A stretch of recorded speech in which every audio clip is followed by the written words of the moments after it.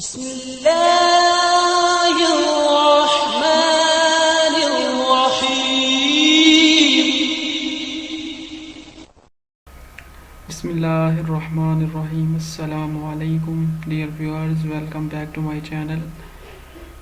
प्यारे दोस्तों, जैसा कि हम लोगों ने प्रीवियस 2 वीडियोस में हमने प्रेसी के बेसिक रूल को डिस्कस किया था, जिसमें मैंने बड़ी डिटेल के साथ जाके आपको बताया था कि आपने प्रेसी का मतलब क्या होता है, इसके लिए कौन कौन से रूल्स आपने फॉलो करने हैं, क्या चीज़ें ओमिट करनी हैं, क्या चीज़ें आपने मतलब जो मोस्ट सूटेबल हैं वो आपने उससे पूरा पैराग्राफ बनाना है, और कितने वर्ड्स की प्रेसी होनी चाहिए, और किस तरह आप टू द पॉइंट रहते हुए और अपने सेंटेंसेस के अंदर कोहेजन पैदा करते हुए एक बेहतरीन प्रेसी लिख सकते हैं। तो फिर जो सेकंड वीडियो थी उसमें हम लोगों ने 99.6 की प्रेसी भी की थी। ये वाली प्रेसी हमने इसमें से जो इम्पोर्टेंट पॉइंट्स थे उनको हाईलाइट किया, जो हमारे इररेलेवेंट पॉइंट थे उसको हमने रेड मतलब ये ऑरेंज कलर में हमने कन्वर्ट करके कहा कि ये एक्सप्लेनेशन है, या ये मतलब इररेलेवेंट चीज़ें हैं जो कि ना भी अगर हमारे पैराग्राफ में हो तो हम टू दी पॉइंट जो कंसेप्ट इसमें दिया है वो बता सकते हैं। तो दोस्तों, प्रेसी असल में बेसिकली आप जो एक पैराग्राफ आपको मिलता है उसमें से आप एक आइडिया जो उसको अंडरस्टैंड करके 2-3 दफ़ा उसकी रीडिंग करके लेते हैं, वो आइडिया को अपने अल्फाज में बताने का नाम प्रेसी है। आप कोशिश करें उसको अपने और आसान अल्फाज में बताएं कि आपने इसमें से क्या अंडरस्टैंड किया, यानी क्या अंडरस्टैंड करने का मतलब कि इसमें जो राइटर है वो क्या कहना चाहता है। तो दोस्तों, आज हम इंशाल्लाह 1997 की प्रेसी करेंगे, इसमें भी मैं आपको बताऊंगा। और मैंने लास्ट टाइम भी आपसे ये बात शेयर की थी कि जो प्रेसी का टाइटल होता है मोस्टली लास्ट टाइम भी ये देखें, प्रेसी जो होती है हमारी, इसमें भी उसने पहले ही यानी जो पैराग्राफ की शुरू वाली लाइन है उसी में उसने प्रेसी का ये सारा मतलब ना बता दिया था इसका टाइटल कि along with the new revelation of science and psychology there have been occurred distortion of what is being discovered. के साइंस एंड असल में बेसिकली साइंस के जो थे वो थे प्रॉज या साइंस के pros and it's impacts on the human development, ये इसका टाइटल था, यानी साइंस एंड ह्यूमन डेवलपमेंट। तो वो शुरू में ही हमें पहले ही सेंटेंस से पता चल गया। अभी आप मतलब 1997 वाली प्रेसी भी देखें तो इसमें भी आपको शुरू में ही पता चल जाता है। ये देखें, हम शुरू करते हैं, चलो आपको बड़ा आसानी से अंडरस्टैंड होगा। कहता है एक्सप्लोरेशन, आपने कोशिश करनी है 2-3 रीडिंग करनी है। मैंने लास्ट टाइम भी आपसे कहा था आपने क्या करना, कोशिश करें हाइलाइटर ले लें। एग्ज़ाम में जो आपका पेपर होता है जिस पे क्वेश्चन पेपर होता है उसके ऊपर आप अपना रोल नंबर लिख के उसके ऊपर आप कुछ भी लिख सकते हैं, कोई चीज़ की मतलब ममनू नहीं है।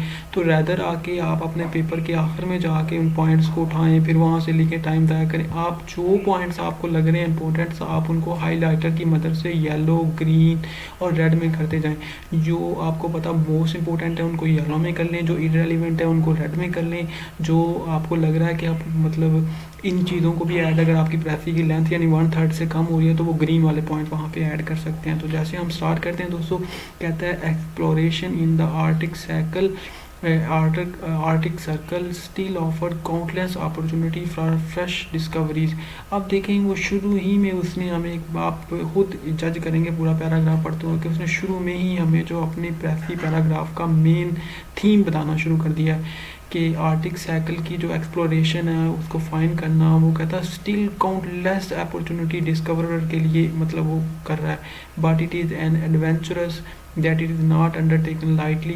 So as an occupation it is more lonely and remote than the anything else in the world and at any moment in the travel। ये देखें, ये irrelevant चीज़ें आनी शुरू हो गई। तो आपने क्या करना है कि ये देखें, ये असल में बेसिकली जो सेंटेंस है ना ये हमारे मोस्ट इम्पोर्टेंट थे। तो इसको हम अपनी ही मतलब लैंग्वेज में इसको बताएंगे कि आर्टिक साइकिल की में काउंटलेस जो है ना मतलब ला तादाद या नंबर ऑफ अपॉर्चुनिटीज़ हैं, और इसमें मतलब जो डिस्कवर के लिए मतलब आपने सिंपल एक सेंटेंस में इसको बताने की कोशिश करना है कि डिस्कवरर के लिए इसमें आर्टिक साइकिल में नंबर लेस यानी वो अपॉर्चुनिटीज़ हैं। ठीक है दोस्तों, आगे हम मूव करते हैं। वो कहता है as an occupation it is more lonely remote than anything. ये मतलब वो अब उसकी आगे एक्सप्लेनेशन करने शुरू हो गया है कि जो डिस्कवरी है वो कैसा ऑक्यूपेशन है, डिफ़िकल्टी विच ऑल काइंड। तो तो ये इररेलेवेंट चीज़ें हैं। तो हम यहाँ से इसको यहाँ तक हम इसको रेड में कन्वर्ट कर देंगे कि ये जो सेंटेंस है ये हमारे काम के नहीं है, तो हमने इसको रेड में कन्वर्ट कर दी। आगे फिर वो मूव करता कहता है north such exploration will be carried along there are invested areas to track the daring and investigated area to attract the daring and as long as the quest for knowledge and inspire mankind। तो यहाँ पे उसने इसका एक benefit बता दिया कि जो एक्सप्लोरेशन है वो जनाब जो लोग, इसको मैं ग्रीन में कर देता हूँ कि इसका एक बेनिफिट वो बता रहा है कि जो कि ये इसकी एक्सप्लोरेशन है वो कहता है there are investigated areas to track the daring and as long as the quest for the knowledge inspire mankind. तो जो मैनकाइंड की नॉलेज इंस्पायरेशन है उसके लिए बड़ी हेल्पफुल है। फिर आगे कहता है investigation have shown that the Arctic zone is rich in mineral deposit. अब ये इसका और एक बेनिफिट बता रहा है कि आर्कटिक जोन की जो एक्सप्लोरेशन है उससे बड़े मिनरल डिपॉजिट आपको मिल सकते हैं। But even if this deposit ये इररेलेवेंट है, बट इवन मतलब वैल्यू इकोनॉमिक ये इररेलेवेंट नहीं है। आपने इनमें से एक मतलब इसको एक ही लाइन में लिखने की कोशिश करनी है कि वो बता रहा है but in even if these deposit were themselves a little value the economic importance of arctic would not be appreciated less. तो ये मतलब बात ज़रूरी नहीं है कि ये फिक्रे में आ जाए, बस इसका मतलब है कि इसमें जो है आपके लिए बहुत ज़्यादा डिस्कवरर के लिए मतलब अपॉर्चुनिटीज़ हैं। तो आगे वो बताता है for it is generally agree that the weather is made in the north and as अगर हाँ दूसरा वो बेनिफिट बता रहा है कि जो नॉर्थ में वेदर बनता है एंड एज सक्सेस ऑफ और failure of the harvest all over the world is largely determined by the weather. तो it follows that agriculture and all those industries and commercial activities dependent upon it must be considerably affected by the accuracy of daily weather reports। तो ये भी वो बताने की कोशिश कर रहा है कि इसके जो वेदर पे कितने इम्पैक्ट्स हैं। इसके अलावा आपको इसकी एक्सप्लोरेशन से ये भी पता चलेगा कि कौन से मतलब वेदर में आप कौन सी जो फसलें वो हार्वेस्ट करें तो वो आपके लिए मोस्ट सूटेबल है, कि एग्रीकल्चर की डेवलपमेंट के लिए भी बहुत ज़्यादा हेल्पफुल होगा। तो modern meteorologist regard the condition prevailing in the arctic as first rate importance in helping them to arrive at the accurate result in their forecast. तो वही मैंने जो बात कही आपने सिंपल बताना यहाँ पे इस पूरे पैराग्राफ का जो मैंने ब्लू में की हुई लाइनें कि असल में आर्टिक की एक्सप्लोरेशन से आपको फोरकास्ट करने में बहुत हेल्पफुल मिलेगी, पर्टिकुलरली वेदर और हार्वेस्टिंग ईयर क्रॉप्स। सिंपल दो लाइनों में आप इस पूरा यानी यहाँ से यहाँ तक को आप लिख सकते हैं। बेसिकली वो ये आखिरी लाइन में इसका मेन पर्पज है कि फोरकास्ट में बड़ा मतलब आप प्रिडिक्ट फोरकास्ट होता है तो उसको प्रिडिक्शन करने में। तो yet quite apart from any economy और other practical consideration there is a strange fascination about this vast unconquered region of stern northern beauty।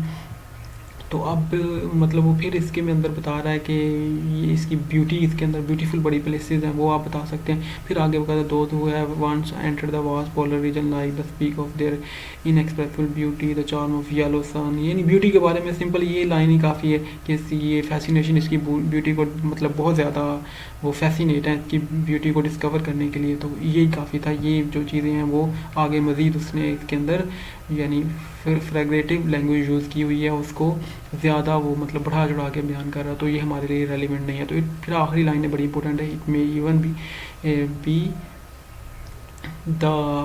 B an iceberg stately and terrifying moving on it relentless wave for the Arctic is the birthplace of the great iceberg which threaten navigation।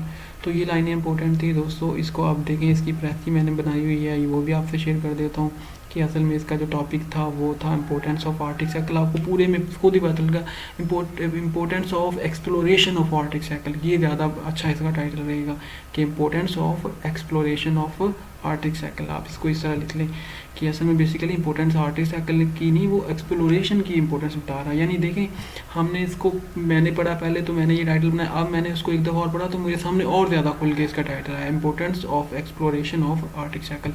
तो exploration of Arctic circle is adventurous despite difficulty it resources and जो explore region provide inspiration to mankind, it climate shape the world weather pattern, meteorologists consider it an important factor in forecasting industrial and agricultural success pattern across the globe. Moreover, its beautiful landscape in the form of iceberg threaten the navigation. देखें तो कितना आसान था, पढ़ा समझ आया, खुद ब खुद हमने बेहतरीन एक पैराग्राफ बना दी अपने अल्फाज में। तो इंशाल्लाह नेक्स्ट वीडियो में हम 91998 की प्रेस ही करेंगे, और आई होप कि मैं आपके साथ 2-3 प्रैक्टिस करवाता हूँ। इससे ये फ़ायदा होगा कि आपको थोड़ी सी तैयारी में हेल्प मिलेगी इंशाल्लाह। फिर हम 1998 और 2000 तक मैं आपके साथ करूँगा इंशाल्लाह। फिर मैं आपको 2022 की प्रेस ही कराऊँगा, और फिर इंशाल्लाह उसके बाद मैं आपको कुछ प्रैक्टिस शेयर कर दिया करूँगा। और जो यूट्यूब में बेसिकली कम्युनिटी सेक्शन है, तो वहाँ पे आप शेयर किया करेगा इंशाल्लाह। हम मिलके एक दूसरे की चेक करके उसको एक दूसरे की हेल्प करेंगे। तो आपको अगर ये वीडियो अच्छी लगी तो प्लीज़ लाइक करें, दोस्तों से शेयर करें, चैनल को ज़रूर सब्सक्राइब करें। आपकी सपोर्ट मेरे लिए सबसे बड़ी यही है कि आप चैनल को सब्सक्राइब करें, कमेंट सेक्शन में दें, और हम ऐसा कम्युनिटी है, और इंशाल्लाह हम एक दूसरे की मदद करके सीखेंगे। तो थैंक यू सो मच, अपना ख्याल रखें, फ़ी अमान अल्लाह, हाफ़िज़।